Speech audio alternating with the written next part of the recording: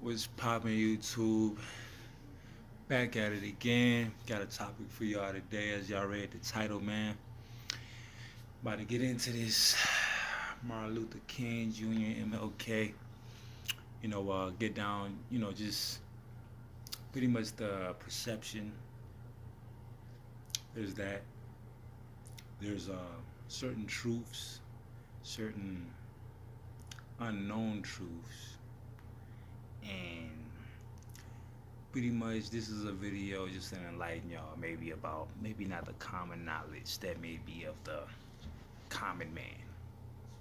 So I'm gonna get right into it. All right.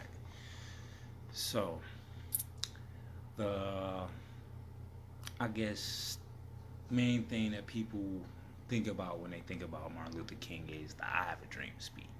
You feel me? Which is pretty much trying to bridge the gap between you know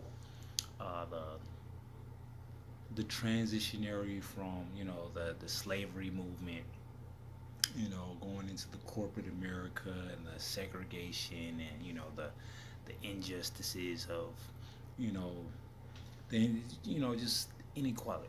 If you use to bridge the gap between inequality. Now, when that happened, you feel me? That's what he was notoriously known for, and obviously, he was assassinated. But what people don't know is he had another speech. Y'all can look it up. It's called "The Three Evils of Society," and pretty much it's just the aftermath of because there was the civil rights, laws and stuff that had got approved, but I'm pretty sure MLK was aware of a lot more promises that he had went down to the White House.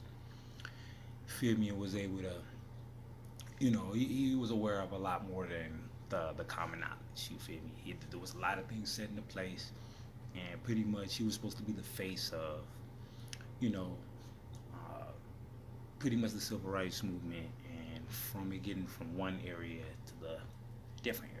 Now there was a lot of things changed, but I feel like they reneged on a lot of promises, and he had spoke about him doing a speech, and there was some people booing him. Now when the people was booing him, he had said he had went to sleep. Talking about, he's been, campaigning for 10 years plus, and pretty much he didn't get why they were booing. Like, out of all these years, y'all gonna pick this time to boo me, and after all I've done, and he thinking like, there's gonna be haters, but why is it coming from these young men? That I'm pretty much fighting for y'all.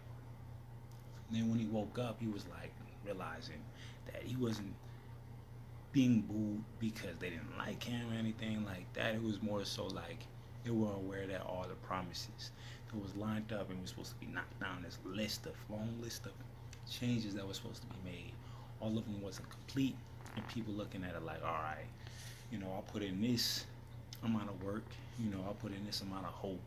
I want to be compensated fully for it. You feel me? You go in for a job, you do 40 hours a week, but then you only get a 20-hour, paycheck. You feel me? Like, you're gonna be looking at it like, all right, it's something, but it's not what I deserve. It's not all the what I deserve. So, pretty much, man, it's just this video is just to pretty much enlighten people, man. To think outside the box.